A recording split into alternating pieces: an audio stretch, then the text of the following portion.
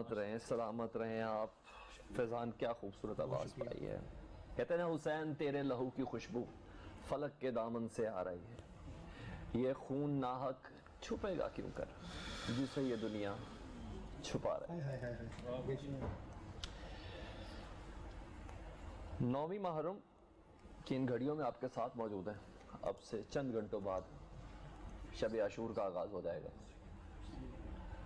اور اس موقع پر موضوع سفر سے چلا، اسباط سے چلا، محرکات سے چلا، اور بات اب حج کو عمرے میں تبدیل کر کے کوفہ کی طرف جانے کی ہو رہی ہے.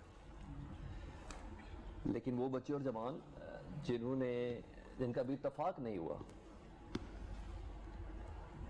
اس ہستی کی زمین پر جانے کا، کہ جس ہستی نے جب اس زمین پر قدم رکھا تو اس زمین کی مٹی میں شفا ہو گئی. میں اس کربلا کی بات کر رہا ہوں.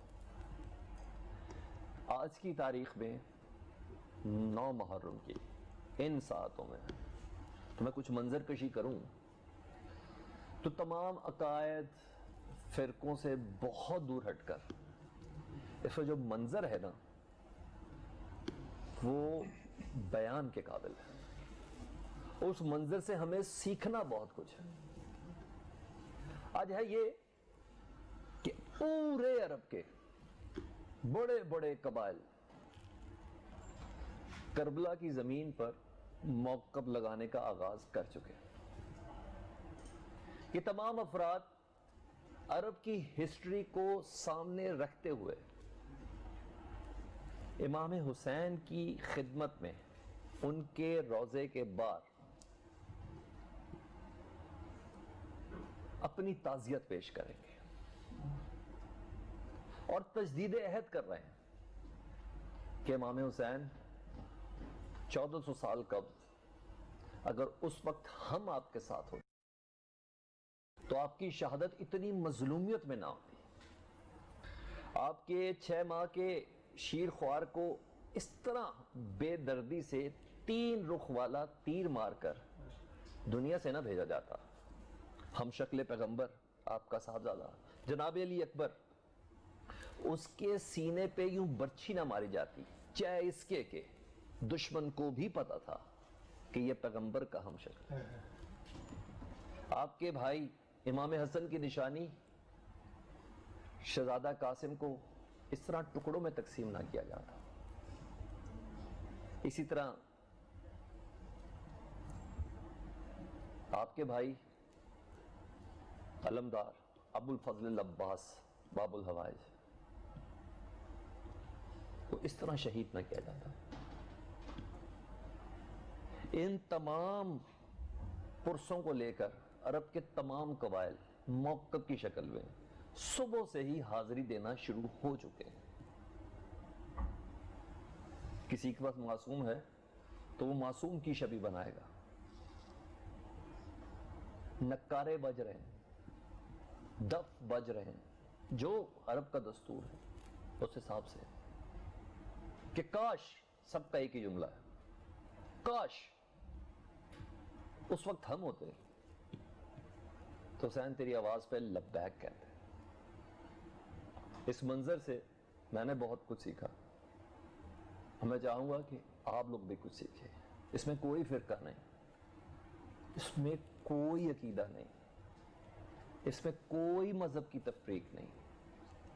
یہ سب حسین کی آواز پر لبیک کر رہے تھے. آپ کا اور میرا یہ فرض بنتا ہے کہ سوشل میڈیا سے بہت دور ہو کر سوچیں. ایسے موقع پر جب شر برے طریقے سے پھیلانے کی کوشش کی جا رہی ہے، ایسے موقع پر جب یہ کوشش کی جا رہی ہے کہ فتنہ اور فساد پیدا کیا جائے، حالانکہ حسین یکجہتی کا مذہب دے رہا ہے، حسین یکجہتی کا عقیدہ دے رہا ہے، حسین تفرقے کی بات نہیں کر رہا. یہ ہے سبق جو میری سمجھ میں آیا. تو میرے جوان، میرے بچے، میرے بھائی جو سوشل میڈیا کو یوز کر رہے ہیں، جو بغیر کسی کراس چیک کے، تشریح کے، سمجھے بغیر زہر کو مزید ملٹیپلائی کر رہے ہیں. وہ وقت تھا نا, وہ وقت تھا, عہد کر لیں. وہ وقت تھا نا کہ جب کسی برے شخص کی پہچان ہو جاتی تھی کہ اور اس کی زبان کو ہم اس کے کلام کو قطع کر دیتے تھے. اس سوشل میڈیا کے دور میں ہمارے پاس پہچان بھی نہیں ہے. ایک میسج آیا شر انگیزی کے تحت, ہم نے مختلف فولڈرز میں اس کو فارورڈ کر دیا, پھر جس کی جو سمجھ میں آیا اس نے اس کا اتنا مطلب لیا. کسی نے کوشش نہیں کی ہماری طرح ان علماء حق سے مستفید ہوتے, ان سے پوچھتے, بتائیں ہمیں بتائیں ہوا کیا, ہوا کیا, کیوں عقیدوں میں بانٹ دیا حسین کو, کیوں بانٹا عقیدے میں. حسین کسی عقیدے کا نہیں ہے, حسین سب کا تھا, حسین سب کا ہے. کہتے ہیں نا بیدار تو ہو لینے دو, ہر قوم پکارے گی ہمارے حسین. قوم پکار رہی ہے. تو بات ہو رہی ہے شہادت کے سفر کی. تو علامہ صاحب, ہم حج کو عمرے میں تبدیل کرنے سے آگے بڑھ گئے ہیں. امام نے کہا کہ پیغمبر کی یہ زمین, اللہ میاں کی یہ زمین کا حکم ہے کہ ادھر خون ریزی نہ ہو. یہ میرے خون کے پیاسے, میرے قاتل ہتھیار سمیت مجھے مارنے کے لیے ادھر آگے, ہم ذرا باہر چلے جائیں. اور حج کو عمرے میں تبدیل کر دیا, جیسا کہ آپ نے پہلے حصے میں بتایا کہ جی باقاعدہ طور پر یہ بھی سنت تھی جس کو جاری کیا گیا تھا صلح حدیبیہ کے حوالے سے. اس کے بعد کے سفر کے درجات سے متعلق آگاہ کیجیے. بسم اللہ الرحمن الرحیم. پہلے میں آپ کی اس بات کو آگے بڑھانا چاہتا ہوں کہ انسان کو بھی بیدار تو ہو لینے دو, ہر قوم پکارے گی ہمارے حسین. ایک ہندو شاعر کو میں پڑھ رہا تھا, سلمان بھائی, اس نے کیا خوبصورت بات کہتا ہے, میں اس قدر رویا سن کر داستان کربلا, میں اس قدر رویا سن کر داستان کربلا, میں تو ہندو ہی رہا مگر آنکھیں حسینی ہو گئی. تو یقیناً یہ ایک ہندو کہہ رہا ہے. اور ایک مسلمان کی بات اگر آپ کریں تو امام ابن کثیر رحمۃ اللہ علیہ بہت بڑی شخصیت ہے, تفسیر القرآن العظیم جن کی بڑی معروف کتاب ہے, عموماً اس کو تفسیر ابن کثیر کے نام سے لوگ جانتے ہیں. البدایہ والنہایہ ان کی کتاب, اسی البدایہ والنہایہ کے اندر ارشاد فرماتے ہیں فَكُلُّ مُسْلِمٍ, فَكُلُّ مُسْلِمٍ. آپ سوشل میڈیا کی بات کر رہے ہیں نا, اصل میں 120 سائٹس آپ یقین جانیں ہمارے دشمن ملک کی طرف سے چل رہی ہیں. ہم یہ سمجھتے کہ جناب یہ فلاں مدرسے سے, فلاں خانقاہ سے اور فلاں جامعہ سے, فلاں امام بارگاہ سے, نہ وہ کسی امام بارگاہ سے, نہ وہ کسی مسجد سے چل رہی ہے, نام ہمارے استعمال ہو رہے ہیں. میں انہی کی مطلب کی کہہ رہا ہوں, زبان میری ہے بات ان کی, میں انہی کی محفل سجا رہا ہوں, چراغ میرا رات ان کی. انشاءاللہ ہم نے اپنی نوجوان نسل کو یہ سمجھا دینا ہے. امام ابن کثیر رحمۃ اللہ علیہ کیا فرماتے امام حسین علیہ السلام کے بارے میں, فَكُلُّ مُسْلِمٍ يَنبَغِي لَهُ أن يحزنه قتله لأنه من سادات المسلمين وعلماء الصحابة وبنت رسول الله صلی اللہ علیہ وآلہ وسلم التي افضل بناته.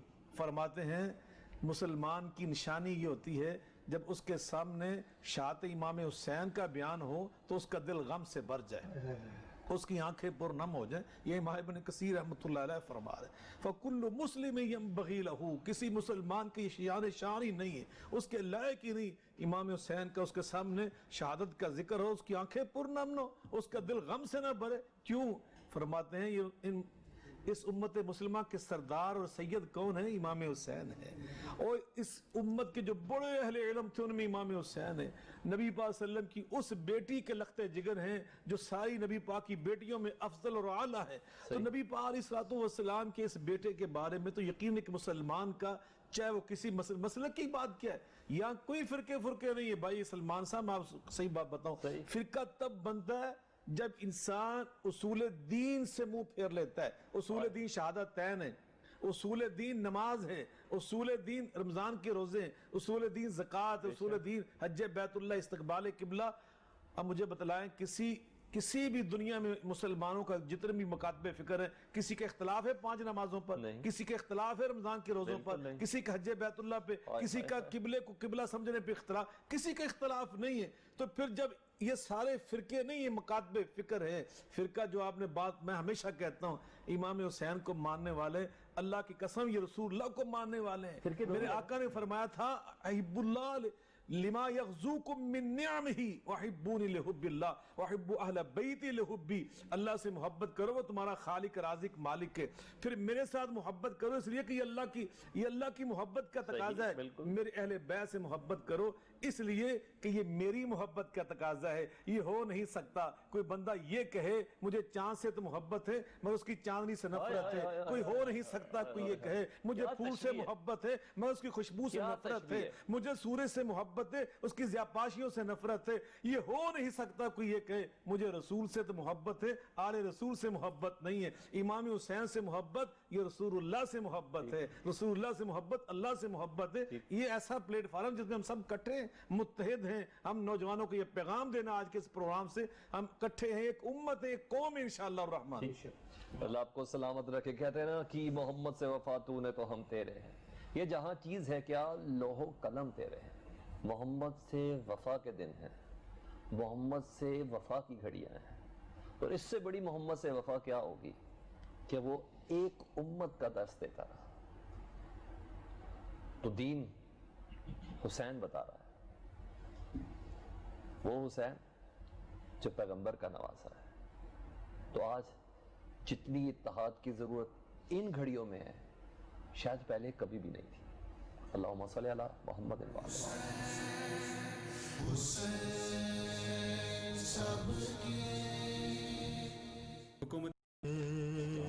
سلامت رہے. علی سجاد زین اللہ آپ کو سلامت رکھے. موت ہی نہیں تجھ پر حیات روتی ہے. کہتے ہیں قتل حسین اصل میں مرگ یزید ہے. اسلام زندہ ہوتا ہے ہر کربلا کے بعد. مولانا محمد علی جوہر صاحب کا یہ شعر ہے.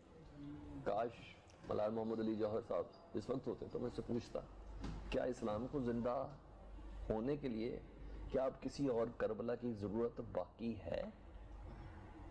علامہ صاحب سفر کربلا کی جانب بسم اللہ الرحمن الرحیم. مکہ سے نکل گئے. جی مولانا حسین نے جو ہے حج کو عمرے میں تبدیل کیا اور کوفیوں کے خطوط کی بنیاد پر پہلے تو جناب مسلم کو جو ہے سفیر بنا کر جو ہے کوفے میں بھیجا. انشاءاللہ تفصیلی گفتگو اس کی آگے آئے گی. تو کسی شاعر نے جیسے آپ نے کلام پڑھا ایک شعر ہے، میں یہ سنا کے بات آگے لے کے چلتا ہوں. حسین کعبے سے جاتے ہیں کربلا کے لیے، حسین کعبے سے جاتے ہیں کربلا کے لیے، خدا کے گھر سے ہیں جاتے مگر خدا کے لیے. بے شک خدا کے گھر سے جاتے ہیں مگر خدا کے لیے. جب آپ نکلے ہیں مکے سے تو راستے میں منزل زبالہ پر ایک کوفی شاعر سے ملاقات ہوئی.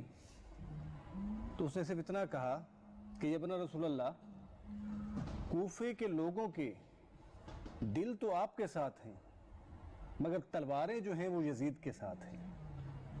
اور جناب مسلم کی شہادت کی خبر بھی سنائی.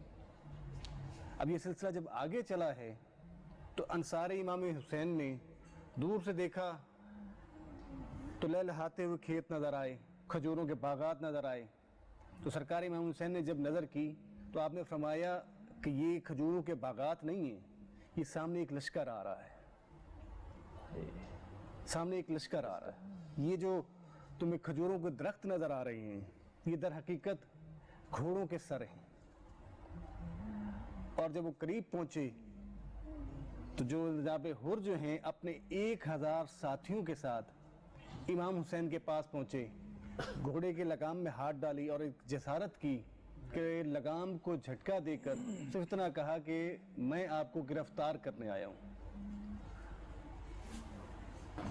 آگے شہنشاہ کربلا، کریم کربلا مولانا حسین نے فرمایا کہ اے حر تو مجھے گرفتار کرنے آیا ہے لیکن مجھے اتنا بتا دے کہ تیرے ہونٹ کیوں خشک ہیں. یہ بولتے وقت تیری زبان میں لکنت کہاں سے آ گئی؟ کہا کہ بڑی دور سے پیچھا کرتے آیا ہوں اور پیاسا ہوں. تو مولا نے فرمایا ایک کام کر، پہلے پانی پی لے پھر گرفتار کر لینا. اور کہا عباس بھائی مشکوں کے منہ کھول دو. مولا حسین نے حر کو 1000 ساتھیوں سمیت پورے لشکر کو پانی پلایا. تو مولا عباس نے کہا کہ مولا ابھی بھی پانی بہت ہے. کہا یہ جو گھوڑے ہیں یہ پیاسے ہیں, ہائے ہائے ہائے یہ جانور ہیں دوڑتے ہوئے آئے ہیں, باقی پانی ان جانوروں کو پلا دو. ہائے ہائے. تو مولا نے کہا کہ مولا ابھی بھی پانی بہت ہے. کہا یہ جو سپاہی ہیں, کو پانی. جی. اللہ اکبر. تو مولا نے کہا کہ یہ جو سپاہی ہیں تپتی دھوپ ہے, ان کی زریں تپ گئی ہوں گی, باقی پانی ان کی زروں پہ چھڑک جائے. اللہ اکبر. تو مولا عباس نے کہا کہ مولا پانی ابھی بھی کافی ہے. کہا یہ جو گھوڑے ہیں نیچے تپتی ریت ہے, صبح بڑھاؤ. ان کے سم تپ گئے ہوں گے, اوئے ہوئے. باقی پانی ان کے سموں پہ چھڑک دیں. اب آپ سلمان بھائی مجھے سوچ کے بتائیں کہ جتنا پانی حور کو اور ان کے ساتھیوں کو لشکر سمیت جو ہے جاروں تک مولا حسین نے پلایا, ہائے اگر یہ روک کے رکھتے ہائے. تو عاشور کے دن کیا چھوٹے شہزادے کے لیے پانی کا سوال ہوتا؟ ہائے ہائے. مگر یہ قافلہ لے کے چلے. ایک منزل ایسی آئی کہ مولا حسین کی سواری نے جو ہے آگے قدم بڑھانا روک دیا. مولا حسین اترے اور مولا نے پوچھا یہ کون سی جگہ ہے؟ تو کسی نے کہا نینوا ہے, کسی نے کہا غازریہ ہے, کسی نے کہا کرب و بلا. تو مولا نے فرمایا بس ہماری یہی منزل ہے. اور وہاں کے گرد و نواح جس کی وہ زمین تھی قبیلہ بنی اسد کی, ان کو 60,000 درہم دے کر وہ جگہ خریدی اور اپنے بڑے شہزادے شہد علی اکبر کے نام پہ اس کو کرائی, اور جب سے وہ کہلاتی ہے جاگیر علی اکبر. جاگیر علی اکبر. بالکل. تو گویا یہ واقعہ تھا 2 محرم کا, یعنی 2 محرم کی شام کو اہل بیت کا قافلہ جو ہے کربلا میں پہنچا ہے. تاریخ میں اس کی بھی ایک خاص اہمیت ہے, اور علامہ صاحب میں نے وہ ضرور جاننا ہے. جی. اور اس کے لیے میں چاہوں گا کہ ایک ہی نشست میں یہ گفتگو علامہ ضیاء صاحب سے بھی ہو اور آپ سے بھی ہو جائے. اللہم صلی علی محمد و علی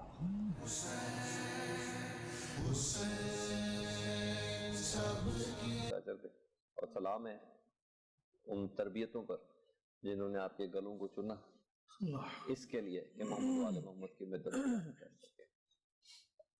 علامہ صاحب گفتگو میں کربلا تک تو پہنچ گئے, لیکن ایک سوال تھا جو عام طالب علم اور عام شخص کے ہے کہ پیغمبر 1.25 لاکھ مسلمانوں کے مجمع میں غدیر خم کے مقام پر بتا رہے ہیں, آیتیں بتا رہی ہیں, حسین منی مانا من الحسین بھی بتا رہے ہیں. ان تمام حجتیں تمام کرنے کے باوجود مدینے سے مکہ اور مکہ سے نکل کے کربلا گئے. کچھ ایسے بھی تو اصحاب ہوں گے جنہوں نے مشورے دیے ہوں گے, مزہ ہوگا, وہ کیا ماحول تھے اور وہ کون کون افراد تھے؟ بلا شبہ سلمان بھائی یہ وہ نفوس قدسیہ تھے کہ جن کو اہل بیت کے ساتھ انتہا درجے کی عقیدت اور محبت تھی. حضرت ابو ہریرہ کے واقعات موجود ہیں, حضرت بلال حبشی رضی اللہ تعالیٰ عنہ کے واقعہ ہے کہ حضرت امام حسن حسین کے ساتھ وہ کس قدر محبت کرتے تھے. اور اس موقع پر جب آپ نے رخ فرمایا مکہ معظمہ سے 3 ذوالحجہ سن 60 ہجری کو آپ نے سفر کا آغاز کیا ہے اور آپ نکلے مکہ معظمہ سے, تو جو آپ سے محبت کرنے والے لوگ تھے وہ تڑپ کے رہ گئے. انہوں نے اپنی سوچ اور بصیرت کے مطابق محسوس کیا کہ آپ جدھر تشریف لے کے جا رہے ہیں وہاں سے نتائج کو اچھے برآمد نہیں ہوں گے. اہل کوفہ کے بارے میں حضرت علی المرضیٰ کرم اللہ وجہ الکریم کی اس پچھلی سارے واقعات ان کے سامنے تھے, تو اس لیے سب نے آپ کو حضرت آپ کے چچا زاد بھائی حضرت عبداللہ بن جعفر طیار رضی اللہ تعالیٰ عنہ علیہ السلام, انہوں نے آپ سے عرض کیا کہ آپ ان پہ اعتماد نہ کریں, آپ تشریف نہ لے کر جائیں, اور بار بار آپ کے سامنے منت سماجت کرتے رہے کہ اگر آپ نے ضرور ہی تشریف لے کر جانا ہے تو ساتھ خواتین کو نہ لے کر جائیں, بچوں کو ساتھ نہ لے کر جائیں. حضرت عبداللہ ابن عباس رضی اللہ تعالیٰ عنہما جن کے والد حضرت عباس حضرت علی المرضیٰ کرم اللہ وجہ الکریم کے چچا جان تھے, تو انہوں نے آ کر اس رشتہ داری کی بنا پر بڑی منت سماجت کی کہ آپ تشریف نہ لے کر جائیں, آپ یہاں سے نہ نکلیں. محبت تھی. حضرت عبداللہ بن زبیر جو مکہ معظمہ میں اس وقت ذمہ دار تھے, تو انہوں نے کہا کہ آپ یہاں پہ رکیں, ہم آپ کی یہاں پہ امارت کا اعلان کرتے ہیں کہ آپ ہمارے سربراہ ہیں, آپ ہمارے حکمران ہیں, آپ ہمارے بڑے ہیں. تو ہم آپ کے لیے محنت کرتے ہیں, قربانیاں دیتے ہیں, لیکن آپ نے چونکہ اذا عزمت فتوکل علی اللہ, اس پہ عمل فرما تھے. اور یہ تمام افراد یزید کی بیعت میں نہیں تھے؟ نہ بالکل نہیں, بالکل ان کی اس کی بیعت میں نہیں تھے. تو وہ سب نے کہا, جیسے قرآن پاک اللہ فرماتے ہیں والذین مع محمد الرسول اللہ صلی اللہ علیہ وسلم والذین مع اشداء الکفار رحماء بینہم, ہو ہلکا یارا تو بریشم کی طرح نرم, رزم حق و باطل ہو تو فولاد ہے مومن. آپس میں ان کی محبت, اور خاص طور پہ حضرت امام حسین کے ساتھ ان کی عقیدت اور محبت, وہ اس کا تو یعنی میں سمجھتا ہوں کوئی بات ہی دوسری نہیں تھی, وہاں تو محبت ہی محبت تھی, احترام ہی احترام تھا. بالآخر آپ 3 ذو الحجہ کو وہاں سے روانہ ہوئے مکہ معظمہ سے. تو سب سے پہلے وہ شاعر ملا, اس نے وہ بات کی جو بھی حضرت علامہ صاحب بیان فرما رہے تھے. اس سے آگے آ کر ایک اور سفیر آپ کو ملا جس نے حضرت مسلم بن عقیل جو آپ کے چچا زاد بھائی تھے, ان کی شہادت کی خبر دی, جو آپ کے سفیر بن کر, نائب بن کر, مندوب بن کر کوفہ تشریف لے کر گئے تھے کہ وہ اللہ کی راہ میں. تو اس وقت آپ نے وہاں پر ارادہ فرمایا کہ میرے جو رفقا ہیں یہ بڑے قیمتی لوگ ہیں, چونکہ نانا کی سنت یہ نہیں تھی کہ لوگوں کو لے جا کے شہید کروانا, یہ سنت نہیں ہے. آپ نے 313 بدر میں لے جا کر کیا کہا تھا اللہ سے یہ عرض کیا تھا, اللہم ان تہلک ہذی الاصحابہ فلا تعبد فی الارض ابدا. اللہ مجھے 313 کی شہادت نہیں چاہیے, مجھے ان کی زندگی چاہیے. یا اللہ یہ مجھے زندہ چاہیے, اگر یہ رہیں گے تو تیرا نام بلند رہے گا. تو نانا کے نواسے تھے, تربیت وہاں سے لی تھی, اس لیے آپ نے رفقا کے لیے آسانی محسوس فرمائی. تو آپ فرمایا اگر آپ کا کیا مشورہ ہے؟ تو اس کے مسلم بن عقیل کے جو بھائی تھے نا, انہوں نے کہا کہ کیسے ہو سکتا ہے ہمارا بھائی اللہ کی راہ میں آپ کے حکم کی تعمیل کرتے ہوئے شہید ہوا ہے, اب ہم اس کی شہادت کے بعد اس طرح واپس پلٹ جائیں. تو آپ کے اندر وہ مروت تھی, آپ کے اندر بے تحاشا محبت تھی, رفقا کے ساتھ انتہا درجے کا جو نانا سے سیکھا ہوا تھا, وہ ساری چیزیں تو یہاں موجود تھی. کہا کہ جب تم جا رہے ہو تو میں کیسے پیچھے رہ سکتا ہوں. آپ نے سفر جاری رکھا. اصل سے آسمان سے جو فیصلے ہو چکے تھے وہ پورے ہو کر رہنے تھے. اگر یہ کربلا نہ ہوتی, آج امت کو اسباق کہاں سے ملتے, جرت کے, استقامت کے, للہیت کے, اخلاص کے, کلمہ حق کو سر بلند کرنے کے. اور سیدہ زینب, سیدہ ام کلثوم, سیدہ سکینہ یا سکینہ, ان کا جو کردار تھا آج قیامت تک کی خواتین کے لیے وہ کہاں سے ہمیں مثالیں ملتی. یقین اس خان وادہ کے جو نوجوانوں نے اللہ کی راہ میں قربانیاں دی, علی اصغر کی جو شہادت ہے, یہ سارے ایسے اسباق تھے جو اللہ قیامت تک کے لیے امت کے سامنے, انسانیت کے سامنے بطور مثال, بطور نمونہ اور اسوہ حسنہ رکھنا چاہتا تھا. اللہ آپ کو سلامت رکھے. علامہ صاحب, اب ہم جیسے طالب علم کے اندر ہسٹری سے اتنی روشنائی نہیں ہے, کتابوں کا اتنا مطالعہ نہیں ہے, سنی سنائی باتوں میں ذرا زیادہ عمل کر لیتے ہیں بجائے اپنی تحقیق کے. میرا ایک معصومانہ سوال ہے, معذرت چاہتا ہوں کہ اگر اس کے الفاظ کے چناؤ میں کچھ میں اتنی بہتری نہ محسوس کر سکوں تو معافی ایڈوانس میں چاہتا ہوں. تو جتنی پاک ہستیوں کا ذکر ہے تو یہ تو سوال ہی پیدا نہیں ہوتا کہ ہم سوال نہ کریں, ہمیں اجازت تو ہے اس چیز کی. معصوم بچے, شیر خوار بچے, طاہرہ, باکرہ, پیور, جن کا قرآن میں ذکر ہے, ان آیتوں کو لے کے امام حسین گئے, ٹھیک, اور وہ 1.25 لاکھ, 6 لاکھ, 10 لاکھ جتنے کا بھی, کیا یہ جنگ کی علامات تھی؟ کیا جنگ کے لیے گئے تھے؟ کیونکہ یہ بھی ہے کہ کچھ کا ماننا یہ ہے کہ یہ شاید کوئی خلافت کی جنگ تھی یا کچھ ایسی تھی. تو اس پہ تھوڑی روشنی ڈالیں. دیکھیے, میں نے آپ کو شروع میں ہی پہلے کہا کہ سرکار امام حسین نے فرمایا کہ میرا, یا اللہ تو گواہ ہے کہ میرا قیام نہ تو حکومت کے لیے ہے نہ ہی مال و دولت کے لیے, ٹھیک, میں تیرے دین کی اصلاح اور تیری بقا کے لیے جا رہا ہوں. ٹھیک ہے, یہ قیام کا مقصد جو ہے وہ بیان کیا. اور آپ یقین کیجئے, اگر یہ بچے, یہ خواتین اگر ساتھ نہ ہوتی اور امام حسین اکیلے جاتے, دشمنی صرف امام حسین سے تھی بالکل, اور اگر کسی ویرانے میں یہ ان کو شہید بھی کر دیتے, لیکن آج دنیا میں پرچار نہ ہوتا. اچھا, جناب بی بی زینب نے کوفے میں اور بازاروں میں, دربار شام میں جو خطبات دی وہ در حقیقت جو ہے, کیونکہ جناب زینب کو جو ہے اللہ نے اپنا گواہ بنا کر بھیجا, کیونکہ مولا حسین کا مقصد یہ تھا کہ توحید نہ مٹنے پائے. اس کی وجہ یہ ہے کہ یزید نے یہ کہا تھا شام کے تخت پہ بیٹھ کے کہ کوئی نبی نہیں آیا, کوئی وحی نہیں آئی، یہ سب کا سب جو ہے کوئی فرشتہ نہیں آئی، بنی ہاشم کا ڈھکوسلا تھا، ڈھکوسلا تھا۔ بالکل۔ اور مزے کی بات یہ ہے کہ یہ ان کے سامنے کہہ رہے ہیں کہ جن میں کلمہ پڑھنے والے بھی بیٹھے، حافظ قرآن بھی ہیں، کاتبین وحی بھی ہیں، سارے چپ ہیں۔ صحیح۔ اب صاحب عقل یہ سوچتا ہے کہ سب نے چپ رہ کے باقی اقرار کر لی کہ کوئی نہیں آیا، صاحب عقل یہ سوچتا ہے۔ لیکن امام حسین توحید کی بقا کے لیے جو ہے وہ کھڑے ہوئے۔ جب امام حسین نکلے ہیں بقا کے لیے تو اللہ نے جو ہے جناب بی بی زینب کو نمائندہ بنایا کہ اگر یہ مجھے نہیں مٹنے دے گا تو اے زینب تو حسین کو نہ مٹنے دینا۔ اور ایسے ہی ہوا۔ فَاذْكُرْنِي أَذْكُرْكُمْ، امام حسین نے اللہ کے ذکر کو قائم رکھا اور اللہ نے جو ہے مولا حسین کے ذکر کو قائم رکھا۔ اللہ آپ کو سلامت رکھے۔ یہ محافظ ہیں، یہ محافظ ہیں اس دین کے، ان عقیدوں کے، توحید کے محافظ ہیں۔ توحید کوئی کے چھوٹا خاندان نہیں، ایسے۔ بڑا خاندان ہے۔ صرف مشیتی عزی سمجھ کے خاموش نہیں رہ جا سکتا، نہیں رہا جا سکتا۔ اس کی پوری بساط بنی، بچھی اور ایک ایک کو تیار کیا گیا۔